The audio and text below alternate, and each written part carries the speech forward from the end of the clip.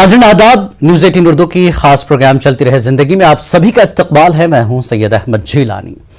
नाज़रीन, भले ही कोरोना के मामले कम आ रहे हों, लेकिन मौजूदा सर्द मौसम और आलूदगी से लोगों का जीना दूभर हो गया है।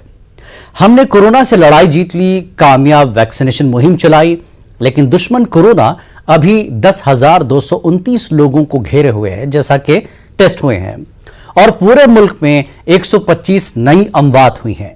ऐसे में अभी भी बहुत एहतियात की जरूरत है, क्योंकि कोरोना ने इसी तरह के मौसम यानी सर्दियों में ही एक बड़ी आबादी को घेरा था पिछली बार, और फिर ऊपर से आलूदगी ने नई मुश्किलें पैदा कर दी हैं। और जहां तक आलूदगी की बात करें तो इसके जिम्मेदार हम भी हैं, क्योंकि सुप्रीम कोर्ट ने अपने हुक्म में कहा कि फजाई आलूदगी की अहम वजह धूल, ट्रांसपोर्ट और फैक्ट्री वगैरह है। दिल्ली हुकूमत ने कोर्ट में कहा कि लॉकडाउन लगाने के लिए तैयार हैं। जब एनसीआर में लॉकडाउन लगेगा तभी यह कारगर होगा। क्या अब फजाई आलूदगी के लिए भी शहरों में लॉकडाउन लगाना पड़ेगा? इसलिए फजाई आलूदगी को कम करने में हम सबको सरकारों की मदद करनी चाहिए, ताकि इंसानी सेहत को बचाया जा सके। आज हम इंसानी सेहत और माहौलियात के बचाव के लिए दो खास मेहमानों से बात करेंगे। आज के हमारे मेहमान हैं डॉक्टर मोहसिन वली साहब, जो कि सीनियर कंसल्टेंट सरगंगाराम अस्पताल से जुड़े हैं, और प्रोफेसर पीयूष बालविया साहब हैं, जो HOD environmental science Jammu university से जुड़े हुए हैं। ये फिलहाल हमारे साथ पीयूष साहब जुड़ चुके हैं। पीयूष जी, जिस तरह से माहौलियात पर इतना बुरा असर आलूदगी का हो रहा है, और एक तरफ हम कोरोना की लड़ाई हमारी अभी भी जारी है, वैक्सीनेशन मुहिम, ये सारी चीजें हो रही हैं, लेकिन आलूदगी की अगर हम बात करें तो कितना मुज़िर है इंसानी सेहत के लिए, और क्या इक़दामात हम सबको मिलकर उठाने पड़ेंगे? हाँ जी, मैं सबसे पहले तो आपको ये बताना चाहूंगा कि इंडिया जो है वो टॉप फ्यू कंट्रीज में से है। जब हम एवरेज AQI देखते हैं, एवरेज एयर क्वालिटी इंडेक्स देखते हैं जी, तो इंडिया टॉप फ्यू कंट्रीज में है, जिसमें और इंडिया में भी देखें तो दिल्ली बहुत ऊपर है। अभी आपने बीच में सुना भी होगा कि वर्ल्ड के टॉप मोस्ट पोल्यूटेड सिटी में दिल्ली का नाम था। तो हमको ये भी देखना पड़ेगा कि जो बेसिकली एयर क्वालिटी इंडेक्स है, ये अप टू 500 की रेंज तक होती है। 500 AQI जिस शहर की है, मतलब कि उसके आगे सब खत्म, टोटली होपलेस सिचुएशन है जी। तो दिल्ली की सिचुएशन अभी यही थी कि AQI उसका 500 था।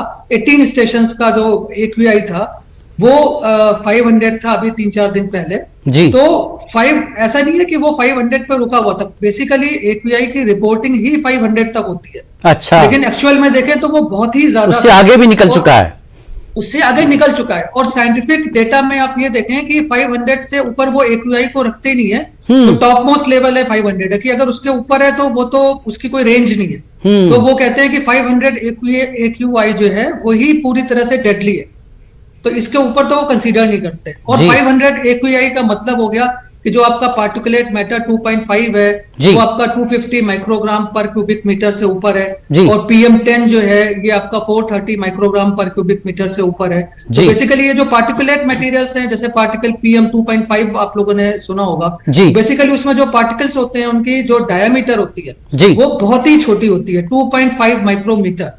तो ये बहुत ही आसानी से हमारे नाक के थ्रू होते हुए, हमारे रेस्पिरेटरी पैसेज के थ्रू होते हुए लंग्स तक पहुंच जाते हैं जी। और वहां पर ये एक्यूमुलेट होते हैं। सेम आपका PM 2.5 के साथ है जी।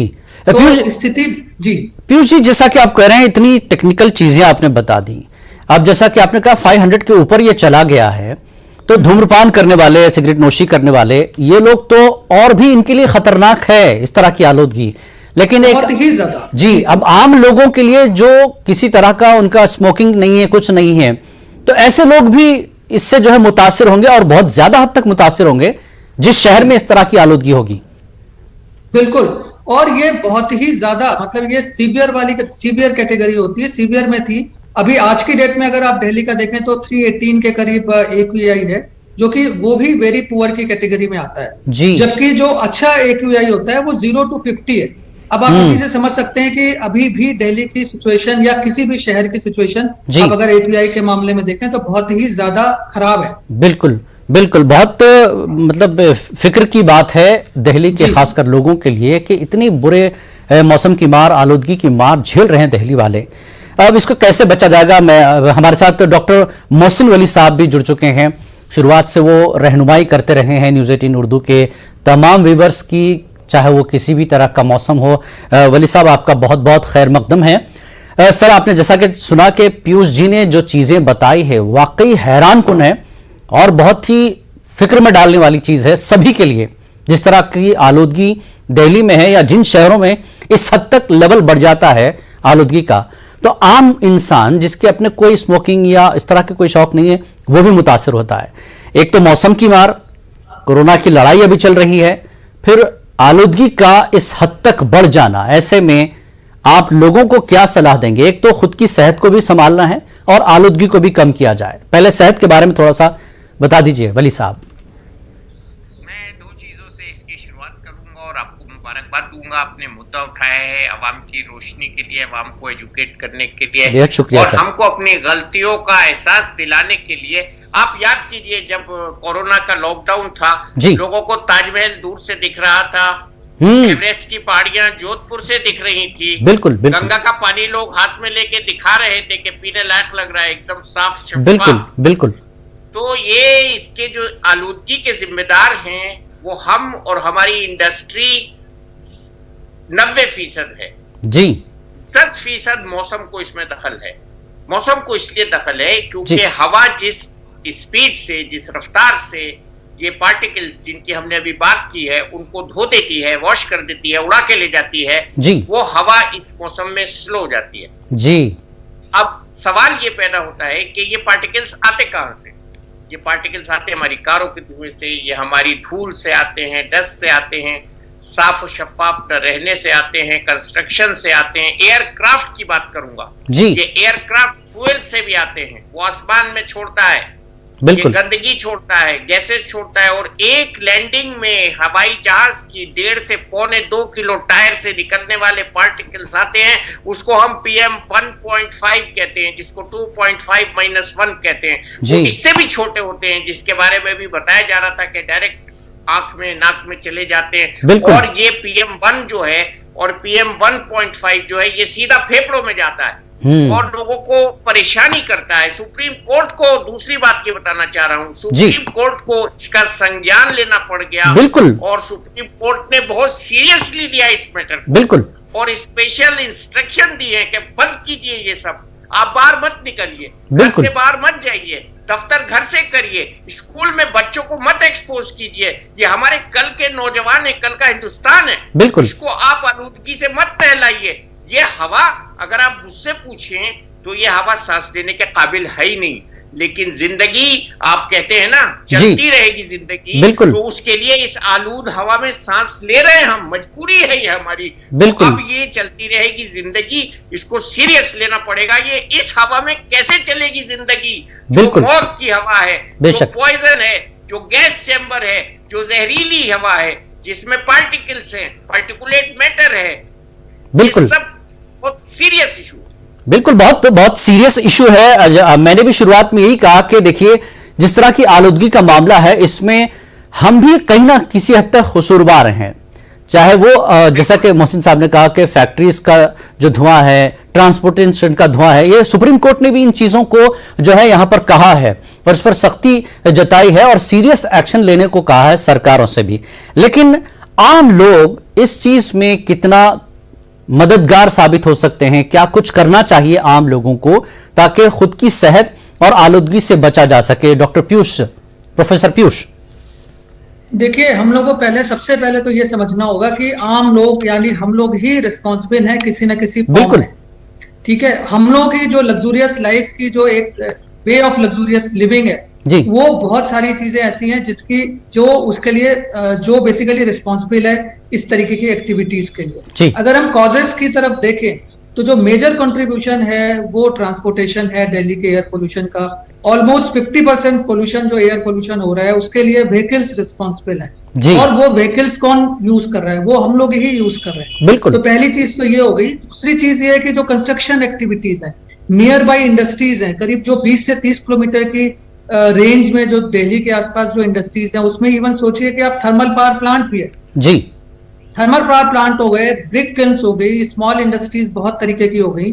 वो सब इसमें कंट्रीब्यूट कर रहे हैं। उसके जी। अलावा जो ओपन गार्बेज बर्निंग है ये जी। बहुत ही ज्यादा है। लैंडफिल साइट्स पे भी आप देखें कि गार्बेज को बर्न किया जाता जी। है, तो हम लोग को ये भी देखना रहेगा कि उसको ये बेसिकली सस्टेनेबल लाइफ स्टाइल जी। जो कि हम लोग को अडॉप्ट करनी पड़ेगी एज ए सिंगल पर्सन। जी। एज ए सिंगल पर्सन हम लोग को सस्टेनेबल लाइफ स्टाइल अडॉप्ट करनी पड़ेगी। जी। वेस्टेज को मिनिमाइज करना पड़ेगा, चाहे वो रिसोर्सेज हो या किसी भी फॉर्म में हो। जी। अगर हम वेस्टेज को मिनिमाइज नहीं कर सकते तो ये प्रॉब्लम्स जो भी एनवायरमेंट से रिलेटेड है वो सॉर्ट आउट नहीं हो सकती है। जी। इसके अलावा जनरेटर्स यूज हो रहे हैं। जनरेटर्स आप देखिए कि जितने भी रेजिडेंशियल कॉम्प्लेक्सेस हैं, फ्लैट्स हैं, बिल्कुल। जो सोसाइटीज हैं, वहां पर जनरेटर्स फ्रिक्वेंटली इस्तेमाल हो रहे हैं। बिल्कुल। हम लोगों को उसका वे आउट निकालना पड़ेगा कि क्या हम जनरेटर्स की जगह डीजल पावर्ड जनरेटर्स जो है उनकी जगह क्या हम सोलर जनरेटर्स यूज कर सकते हैं। बिल्कुल, उसके बेशक। लिए सोसाइटीज को आगे आना पड़ेगा। तो उसमें भी लोगों को बेसिकली सोसाइटीज भी जो है, जो सोसाइटीज फ्लैट्स में है, जो जी। रेजिडेंशियल कॉम्प्लेक्सेस में है, वो बेसिकली लोग फॉर्म कर रहे हैं, आम आदमी फॉर्म कर रहे हैं। बिल्कुल। तो उनको ये मोटिवेट करना पड़ेगा सोसाइटीज को कि आप instead of diesel power generators हम क्यों नहीं सोलर पावर जनरेटर्स यूज करते हैं। बिल्कुल। इस तरह से बहुत सारी चीजें हैं जो हम लोगों को करनी पड़ेंगी। बिल्कुल, इसके अलावा- टेक्नोलॉजी ने बहुत सी चीजें ईजाद कर दी हैं जहां आप डीजल का जो है इस्तेमाल करते हैं, ठीक है, उसकी जगह आप सोलर वाली चीजें इस्तेमाल करें। पीयूष जी, जिस तरह से डीजल का जो धुआं होता है वो बहुत ज्यादा खतरनाक होता है, चाहे वो सरकारी बस हो या प्राइवेट बसेस या हम जिस गाड़ियों में बड़ी इस्तेमाल करते हैं, वो इंतहाई खतरनाक होता है। कितना असर करता है इंसानी जिंदगी पर ये धुआं, खासकर गाड़ियों से निकलने वाला? ये बहुत ही ज्यादा खतरनाक है। और ये डॉक्टर साहब भी बैठे हुए हैं, वो भी बताएंगे आपको कि जो बहुत तरीके की गैसेज हैं, कार्बन मोनोऑक्साइड हो गई, ये आपकी हीमोग्लोबिन के साथ मिक्स होकर कार्बोक्सी हीमोग्लोबिन बनाती है। जी। ये जो बेसिकली उससे हमारी ब्लड में ऑक्सीजन कैरिंग कैपेसिटी कम हो जाती है। जी। अब सोचिए, ऑक्सीजन मतलब सांस लेते हैं हम लोग तो ऑक्सीजन के लिए लेते हैं, और वो बिल्कुल। ऑक्सीजन ही हमारी बॉडी में जो ब्लड है वो कैरी नहीं कर पा रहा है। जी। तो आप उसके कॉन्सिक्वेंसेस खुद ही सोच सकते हैं कि किस तरह के कॉन्सिक्वेंसेस होंगे। बिल्कुल। इसके अलावा एक चीज मैं और कहना चाहूंगा कि जो ये स्टबल बर्निंग के केसेस भी इसी टाइम होते हैं बेसिकली, क्योंकि जब पैडी की फसल बिल्कुल, हार्वेस्ट बिल्कुल। होती है तो करीब 30 मिलियन टन जो पैडी का वेस्ट है वो उसके मैनेजमेंट की बहुत बड़ी प्रॉब्लम है।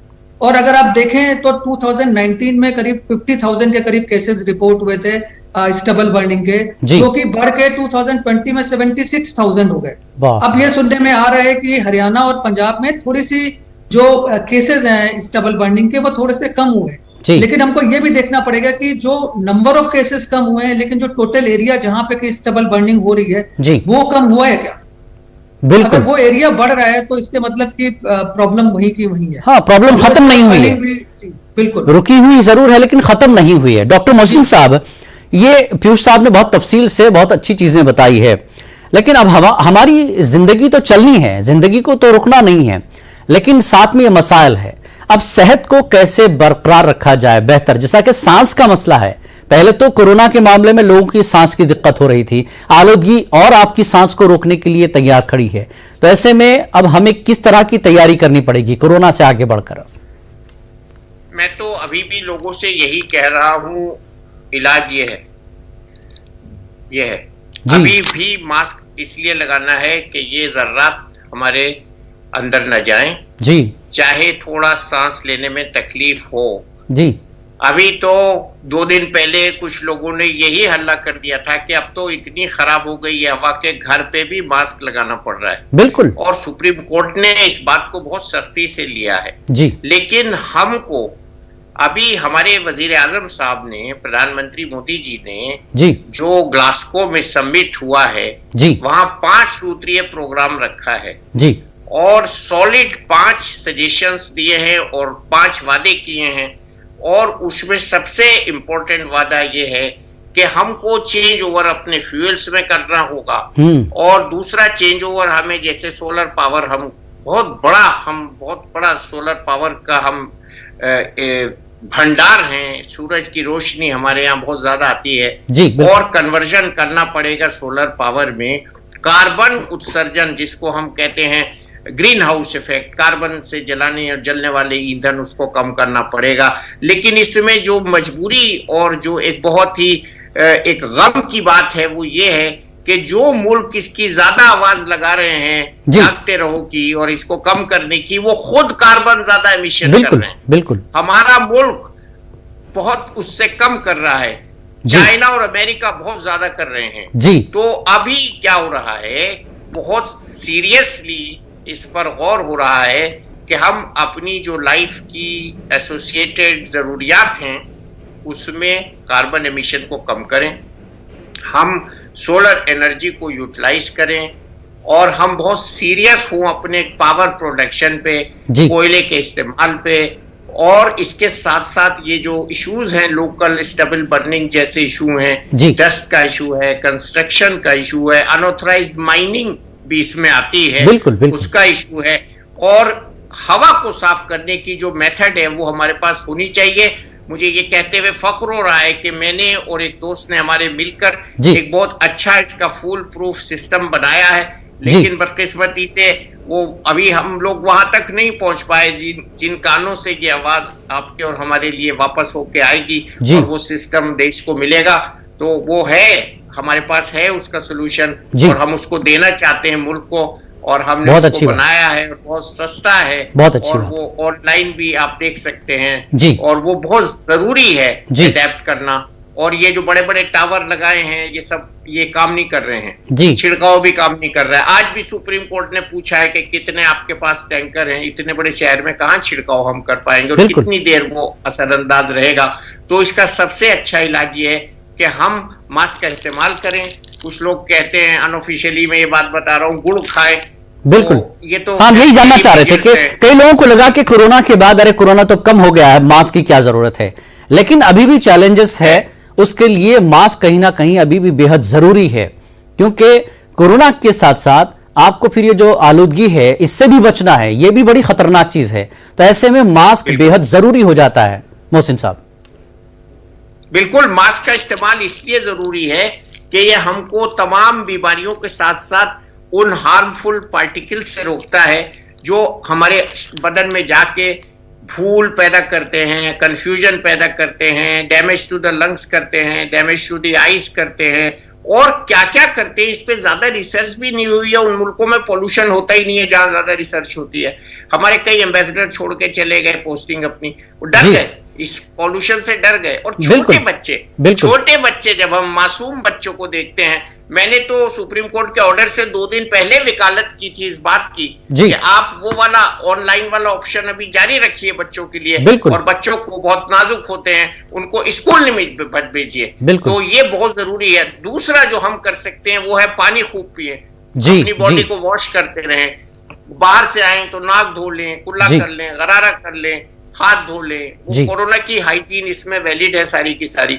और मास्क का इस्तेमाल अभी करते रहे। और जिनको अस्थमा है, ब्लड प्रेशर है, हार्ट की बीमारी है, वो डॉक्टर से अपनी रेगुलर मेडिसिन लें। इसमें बहुत सी डेथ्स ऐसी होती हैं जो हम प्रिवेंट कर सकते हैं। डॉक्टर वलीद, जिस तरह से आप कह रहे हैं कि मास्क बेहद जरूरी है, कई लोगों को ये लगा कि रेगुलर मास्क यूज करने वालों को भी काफी दिक्कतें हो रही हैं। और जहां तक अस्थमा की बात है, अस्थमा के जो पेशेंट्स हैं, क्या उन्हें रेगुलर मास्क इस्तेमाल करना चाहिए ऐसे मौसम में, ऐसे शहरों में? देखिए, जिनको इससे घुटन होती है, मैं कहता हूं उनसे कि मास्क न लगाने से सर्जिकल मास्क अगर आप लगा लें तो वो भी अच्छा है। सर्जिकल मास्क भी इससे कहीं हद तक पार्टिकल्स को रोक सकता है, और कुछ न कुछ उससे हिफाजत होगी। और बेहतरीन तो यही है कि लीजर यानी सैर सपाटे के लिए घर से मत निकलो भाई। बिल्कुल, इस वक्त तो बहुत नामुमकिन है, बिल्कुल इस वक्त तो बहुत मुश्किल है। ऐसे हालात में बहुत ज्यादा एहतियात की जरूरत है। बिल्कुल, लॉकडाउन की तरफ इशारा किया, टेम्परेरी लॉकडाउन की तरफ इशारा किया। लॉकडाउन लगाना पड़ेगा, खासकर एनसीआर की बात उन्होंने कही कि जब तक लॉकडाउन नहीं लगेगा ये कंट्रोल नहीं होगा। डॉक्टर पीयूष, आपने जिस तरह से ये चीजें एक एक करके बताई हैं, अब ऐसे में पेड़ पौधों की हम बात करते हैं। लोग जैसा कि आपने कहा कि आसाइश आराइश वाली जिंदगी की खातिर हम सारी चीजें तो रखते हैं अपने पास, ठीक है, उसके साथ उसका जो नुकसान हो रहा है उस पर ध्यान नहीं होता, ऐसे हालात खड़े हो जाते हैं। तब ऐसे में पेड़ पौधे कितने जरूरी है मौजूदा माहौल में इंसानी सेहत के लिए, और कैसे इसको एस्टैब्लिश किया जाए? देखिए, पेड़ पौधे, हम सब लोगों को पता है कि पेड़ पौधे बहुत ही जरूरी है, ग्रीनरी मेंटेन करना बहुत ही जरूरी है जी। लेकिन हम लोग को ये भी समझना पड़ेगा कि पेड़ पौधों की भी कुछ आवश्यकताएं हैं, कुछ जरूरतें हैं। बिल्कुल, क्या अगर हम लोग उनको पूरा नहीं करेंगे तो पेड़ पौधे भी सरवाइव नहीं कर सकते। बेशक। अब जो डस्ट का लेवल है, जो पार्टिकुलेट मैटर्स हैं, वो इतने ज्यादा हैं कि अगर वो जो पेड़ पौधों की जो पत्तियां हैं, बेसिकली पत्तियों पे भी वो सारी डस्ट डिपॉजिट होती है जी। टाइम के अकॉर्डिंग। तो इसलिए हमको ये देखना पड़ेगा कि पेड़ पौधे लगाना ही जरूरी नहीं है। जी। मेन चीज ये है कि हम लोग अपनी जरूरतें किस तरह से एक प्लान्ड में मैनेज करते हैं। और जो मेरा सोचना है जी। कि हम लोग को शॉर्ट टर्म मेजर्स लेने पड़ेंगे, पहले तो ये दिल्ली में जो एयर पोल्यूशन है उसके लिए, जी, और जी। कुछ लॉन्ग टर्म्स मेजर्स के बारे में भी सोचना पड़ेगा, क्योंकि हर साल इस तरीके की घटनाएं होती है। बिल्कुल। तो शॉर्ट टर्म मेजर्स में हम लोग कर सकते हैं कि पर्सन के लेवल पे तो फिलहाल यही है कि जितना आउटसाइड एक्सपोजर मिनिमाइज कर सकें, जी। इंडोर रहें, एयर प्योरीफायर जो अफोर्ड कर सकते हैं वो एयर प्योरीफायर्स का यूज करें, स्पेशली मैकेनिकल एयर प्योरीफायर्स का, क्योंकि कुछ एयर प्योरीफायर्स जो एडवांस्ड हैं उसमें वो कुछ केमिकल रिएक्शंस के थ्रू भी वो पोल्यूशन को मिनिमाइज करने का क्लेम करते हैं, लेकिन अभी स्टडीज उनमें पूरी तरह से नहीं हुई है। जी। तो मैकेनिकल जो basically filter based air purifiers हैं वो सस्ते भी होते हैं, उनको यूज करें। जी। वर्क फ्रॉम होम की बात ऑलरेडी हो चुकी है। बिल्कुल। और गवर्नमेंट को अल्टरनेट डे व्हीकल लॉकडाउन लगाना ही चाहिए। जी। मेरा ये मानना है कि अल्टरनेट डे व्हीकल लॉकडाउन होना चाहिए पूरी तरीके से। यानी मौजूदा हालात में सख्त जरूरत है इसकी। बिल्कुल, क्योंकि अगर जान ही नहीं रहेगी तो फिर बाकी चीजें तो मतलब सेकेंडरी हो जाती हैं। बिल्कुल। फिर कंस्ट्रक्शन एक्टिविटीज को भी कुछ दिनों के लिए क्लोज कर सकते हैं, क्योंकि जो लेबर्स हैं वो भी उससे अफेक्टेड होंगे, तो कुछ दिनों के लिए 3-4 दिन 5 दिन के लिए कर सकते हैं। ठीक है। सेंसिटिव पीपल को एक्स्ट्रा प्रिकॉशन लेना पड़ेगा। जो छोटे बच्चे हैं, जैसे कि डॉक्टर साहब ने बताया कि उनकी ऑनलाइन स्कूलिंग ही हो फिलहाल इस सीजन में एटलीस्ट। बिल्कुल सही। अब जो एंटी स्मोक गन की भी बात हो रही थी, तो एंटी स्मोक गन आपको पता होना चाहिए, एक यूनिट जो एंटी स्मोक गन जो दिल्ली में लगी हुई है, स्मोक गन्स कहते हैं जी, तो उसकी एक यूनिट अराउंड 20 lakhs की है जी। और हमको ये देखना पड़ेगा कि वो कितना इफेक्टिव हो रही है। वो बेसिकली वाटर को स्प्रे करती है, वाटर की मिस्ट स्प्रे करती है जी। और वो वाटर की मिस्ट के साथ ये अज्यूम किया जाता है कि जो पार्टिकुलेट मैटर है वो नीचे जमीन पे सेटल हो जाएगा जी। लेकिन वो एनवायरमेंट से हट नहीं रहा है, वो केवल एयर से आके जमीन पे आ गया। और जब वाटर ड्राई होगा, उसका वाटर इवेपोरेट होगा, वो फिर से जब व्हीकल्स चलेंगे और मूवमेंट होगा तो वो फर्दर वो फिर से एयर में आएगा। तो एंटी स्मोक गन बहुत ज्यादा इफेक्टिव नहीं लग रही है। तो जो बेसिक मेजर्स हैं, अच्छा उसके अलावा फ्लेक्सिबल वर्किंग आवर्स हैं। कोई जरूरी नहीं है कि 9 से 5 के ही सारे ऑफिसेज हों, थोड़ी सी फ्लेक्सिबिलिटी डिवाइड किया जा सकता है, थोड़ा सा डिवाइड किया सकता है। तो ये तो कुछ शॉर्ट टर्म जो मेजर्स हैं उनको लिया सकता है। पब्लिक ट्रांसपोर्ट का ही यूज करने की कोशिश करें लोग। और लॉन्ग टर्म में आता है आपका ये जो ट्रीज का प्लांटेशन है, कि रोड साइड ट्री प्लांटेशन जितना ज्यादा कर सकें उतना अच्छा है। उसके अलावा जो आपके प्राइवेट डीजल व्हीकल्स हैं, इनकी सेल पे कंप्लीट बैन होना चाहिए, क्योंकि ट्रांसपोर्टेशन में जो व्हीकल्स यूज हो रहे हैं उनमें शायद क्योंकि कॉस्ट इफेक्टिव उतना नहीं होता है पेट्रोल, तो इसलिए शायद उसमें इनिशियली हम लोग नहीं बंद कर पाए। लेकिन जो प्राइवेट कार्स हैं वो डीजल कार्स का कोई मतलब कोई औचित्य नहीं है, उसकी कोई जरूरत बिल्कुल बिल्कुल। तो इस फेज्ड मैनर में जो डीजल व्हीकल्स हैं, उनका जो प्राइवेट डीजल व्हीकल्स हैं उनका प्रोडक्शन बंद होना चाहिए जी। जब जो चीज प्रोड्यूस ही नहीं होगी तो उसको लोग यूज नहीं कर सकते। Instead of banning of use of these vehicles, it will be good to ban the production of these diesel vehicles। बिल्कुल। और उसके अलावा सॉलिड वेस्ट मैनेजमेंट करना पड़ेगा, क्योंकि गार्बेज बर्निंग बहुत ज्यादा होती है। इवन लैंडफिल जो सॉलिड ओपन डंपिंग हो रही है, और ओपन डंपिंग में फाइनली जब वेस्ट बहुत ज्यादा हो जाता है तो सिंपल सोल्यूशन होता है कि आग लगाओ। लोगों को ये लगता है कि आग लगाओ, और उससे जो धुआं हो रहा है वो बहुत ही ज्यादा अक्सर ये चीजें होती है। वो समझते हैं कि यहाँ पर जो है गार्बेज खत्म हो जाएगा, लेकिन वो जलने के बाद और भी उसका नुकसान पैदा करता है। बेशक। और जितनी भी नियर बाई इंडस्ट्रीज हैं उनमें पोल्यूशन कंट्रोल डिवाइसेस का इंस्टॉलेशन और ऑपरेशन स्ट्रिक्टली फॉलो होना चाहिए, वो भी बहुत जरूरी है। बिल्कुल। तो ये छोटे छोटे मेजर्स हैं, बिल्कुल। ये सारी चीजें इस वक्त बेहद जरूरी है, जिस तरह से प्रोफेसर पीयूष मालविया जी ने बताया है। और डॉक्टर मोहसिन वली साहब जी, लास्ट कमेंट आपका बताइए। यही लास्ट कमेंट कह रहा हूं कि इस वक्त हुकूमत के लिए बहुत जरूरत है कि वो कोई ऐसा सिस्टम ले आए जो प्रैक्टिकल हो, सस्ता हो और एप्लीकेबल हो, और जो गन की तरह न हो। हमारे पास इसका सोल्यूशन है, पोल रेड के नाम से हमने दिया है, गवर्नमेंट को दिया है, इंक्लूडिंग प्राइम मिनिस्टर्स ऑफिस। वो अगर उस पर गौर करेंगे तो इंशाल्लाह ये समस्या हल हो जाएगी। चलिए, हम भी उम्मीद करते हैं अच्छे के लिए आपने की अच्छी कोशिश की है, और सरकार भी और सुप्रीम कोर्ट भी इस पर बहुत संजीदा है। और ये जिस तरह से आज सजेशन दिए गए हैं प्रोफेसर पीयूष मालविया जी की तरफ से, ये बेहद जरूरी है। सबको इस पर मिलकर कदम उठाने पड़ेंगे। जैसा कि पीयूष मालविया जी ने कहा कि कुछ चीजें हैं, कटौती करनी पड़ेगी, आलूदगी से भी बचना है, और मौजूदा कोरोना का मामला भी चल ही रहा है। इन चीजों से बचने के लिए मास्क का इस्तेमाल फिलहाल बेहद जरूरी है। तो तो आप दोनों मेहमानों का बेहद शुक्रिया, पीयूष मालविया जी और मोहसिन वली साहब, हमारे इस प्रोग्राम में शामिल होकर नाजरीन को तजावीज़ देने के लिए। तो चलती रहेगी ज़िंदगी में। आज फिलहाल इतना ही, कल आपसे फिर होगी मुलाकात। आदाब।